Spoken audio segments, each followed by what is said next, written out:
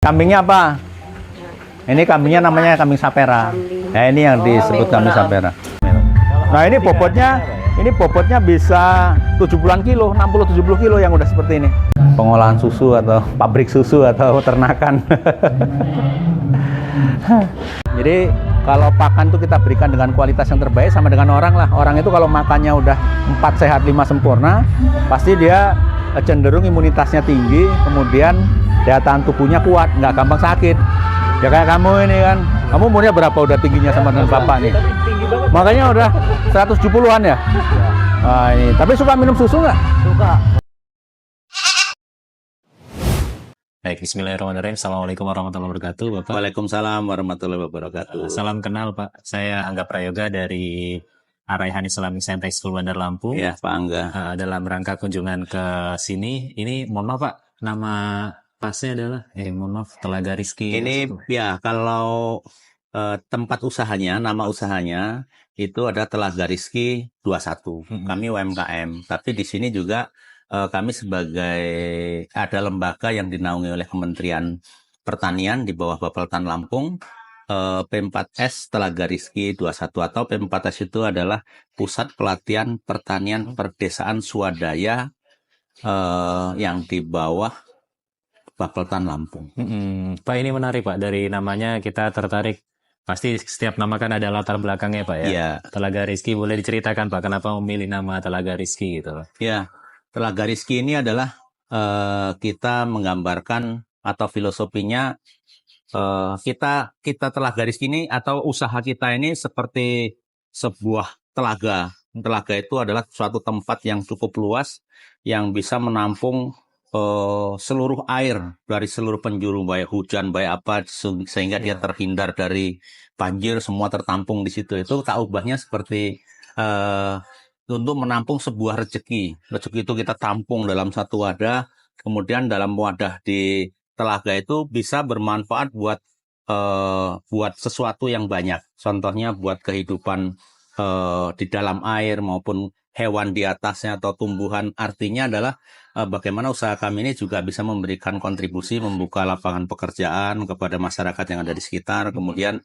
kita bisa bermitra dengan usaha-usaha yang satu jenis peternakan kambing perah yang sudah kami lakukan saat ini di Lampung. Jadi kami ini menampung susu kambing seluruh Lampung. Masya Allah. Itu filosofinya. Jadi sehingga di Telaga Rizki ini sebuah usaha yang selain untuk meningkatkan ekonomi kerakyatan juga berdampak membantu masyarakat khususnya peternak kambing perah yang ada di lingkungan kita maupun di Lampung. Iya benar, Pak. Jadi artinya nggak melulu masalah ekonomi bisnis, Pak, ya? Iya, Jadi betul. lebih pada bagaimana caranya kemitraan dan pemberdayaan. Benar, luar biasa. Pak, izin Pak, boleh cerita sedikit Pak mengenai bagaimana awal berdirinya, terus kemudian udah ada cabang, Pak, ya? Iya. Atau mungkin boleh ceritakan seluk-beluk asiknya berkecimpung di Telaga Rizki itu, Pak. Baik. Jadi Telaga Rizki ini dulu kami bangun mulai dari peternakan ya tahun 2017.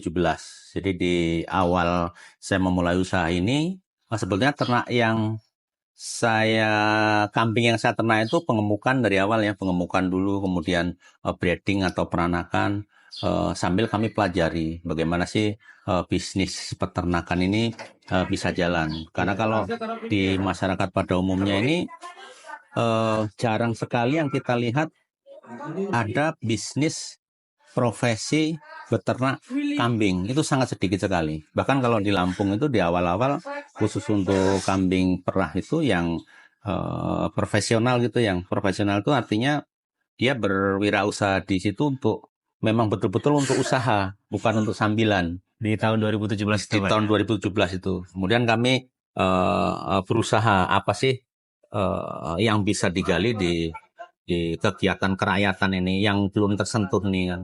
Baik dia di usaha-usaha besar, perusahaan besar kan juga belum ada nih di Lampung maupun di Indonesia juga masih jarang untuk peternakan kambing perah yang skalanya besar, yang perusahaan korporasi besar itu masih jarang. Iya. Nah, kemudian di awal tahun itu setelah kami belajar pengemukan, ternyata pengemukan itu sebetulnya menguntungkan, tapi ternyata banyak lika-liku yang mungkin saya sendiri cukup kesulitan kalau atau berbisnis di di pengemukan kambing. Karena di situ ada diantaranya harus jumlahnya banyak, harus ada transaksi tiap hari. Dan Itu pengemukan itu izin Pak, pengemukan nanti larinya berarti ke pemotongan Pak ya? pedaging ya. Ah. Dia hasil akhirnya marketnya adalah pedaging atau dia kalau kebutuhan keagamaan akikah atau untuk kebutuhan kurban. Sebetulnya profitnya cukup tinggi, tapi usaha itu tidak eh, tidak bisa menghasilkan apa ya, hasil setiap hari. Jadi kalau pengemukannya hari ini dia diternak, kemudian dikasih makan, nunggu gemuk, baru dijual, baru ada keuntungan. Iya. Sedangkan kalau saya sendiri di usaha ini kan, kalau pakai pola seperti itu saya kan nggak ada penghasilan lain. Sehingga kalau saya beternak hari ini digemukkan 3 bulan ini saya mau makan apa? Sehingga kami mencari usaha yang memang dia bisa menghasilkan setiap hari. Walaupun di pedagang itu sebetulnya kalau kita bisa trading sambil jual beli, kemudian kita bisa buka akikah yang setiap hari mungkin bisa. Tapi kalau saya sebagai pemula pada waktu itu kesulitan. Jadi sehingga saya mencari informasi jenis apa lagi nih yang memang bisa menghasilkan setiap hari. Kemudian setelah kami berkeliling, kami dapatkan ada peternak yang menghasilkan susu. Nah, sehingga kami memulai kemudian berhitung, ternyata menghasilkan susu ini bisa setiap hari. Nah, setelah kami amati, kami pelajari, kemudian kami tekuni. Dari mulai tahun mungkin setelah setengah tahun berjalan usaha ternak saya baru masuk ke peternakan kambing perah. Oh, Masya Allah Pak. Izin Pak, tadi dari lika-liku yang sudah Bapak ceritakan di awal bagaimana berdirinya di tahun 2017 Pak ya, Iya. Dengan segala intriknya. Di sana kan kita melihat ada kendala barangkali Pak ya, kendalanya yang dialami Bapak barangkali, jika ada boleh diceritakan Pak. Ya, Yang kemudian yang akhirnya mengubah mindset Bapak beralih dari daging ke susu gitu Pak ya. Iya. Ya, kalau kendala tadi, kalau misalnya kenapa beralih dari pedaging dan dari breeding kemudian kita ke susu, diantaranya tadi tuh. Jadi kalau di pedaging saya belum punya pengalaman untuk bisnis di akikah atau bisnis trading itu saya belum punya pengalaman, sehingga di awal-awal tentunya kalau menunggu digemukkan kemudian dipanen itu sebuah kendala buat kami. Itu yang pertama. Yang kedua, kalau dia dijadikan profesi, dia tidak bisa sedikit. Dia misalnya kita harus pengen punya penghasilan sekian juta, ya pengalinya adalah jumlah populasi. Dan kalau jumlah populasi ratusan itu tentunya yang pertama operasionalnya tinggi, pemberian pakan dan tenaga kerja. Kemudian kalau menjual kambing pedaging, kalau dalam jumlah banyak itu biasanya cukup sulit. Jarang tunai atau rawan sekali dengan akhirnya hilang atau tertipu. Kecuali kalau pas misalnya musim haji gitu Pak ya. Haji atau kurban. Nah, musim haji atau musim kurban itu adalah panennya pengemukan, peternak-peternak pengemukan. Tapi keuntungannya cukup besar. Tapi hari raya kurban itu 1 tahun hanya 1 kali. Benar. Sedangkan kita butuhnya kan setiap hari. Nggak mungkin itu kita saya tekuni kalau hasilnya 1 tahun 1 kali.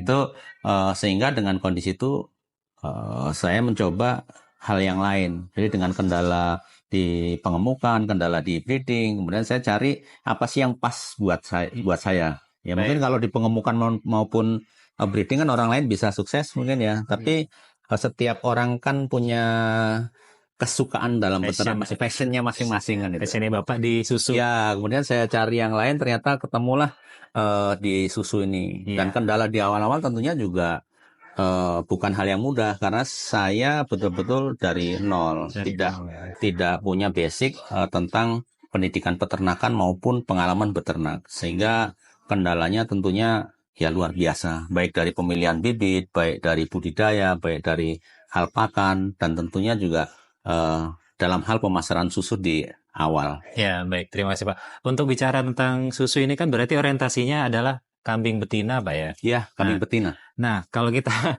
nggak bisa meminta Tuhan beri kita kambing betina terus, nih dalam artian logiknya Pak ya. Ya. Itu artinya ketika lahiran kemudian pas ketemunya jantan, itu jantan lari kemana sih Pak? Ya, kalau saya sih meyakini Tuhan itu adil lah gitu ya. Jadi kalau rata-rata peternak kambing perah memang berdoa, berharap, bermimpi anak kambingnya itu semua lahir betina kan gitu kan. Tapi kan itu sesuatu yang tidak mungkin lah. Walaupun di dengan teknik-teknik. modern gitu ya, tapi tetap aja jantan itu ada. Nah, kalau di peternakan kita di Indonesia khususnya atau di Telaga Rizky ini ya, eh, sampai hari ini panen anak di bulan Maret kemarin Ya. itu ada 50 ekor anak dari kurang lebih 25 induk. Itu eh, 25 ekor betina, Mm-mm. 25 ekor jantan. Setengah-setengah Jadi Pak ya. 50-50. Ya 50-50. Kemudian yang jantan ini nanti kurang lebih 5-10% itu yang grade-nya bagus nanti akan kita gunakan sebagai Pejantan. pejantan. Pejantan bukan pejantan pengganti di sini tapi ya Mm-mm. pejantan yang kami siapkan untuk teman-teman mitra atau peternak-peternak pemula yang akan beternak kambing perah seperti kami tapi dengan kos bibit yang ekonomis.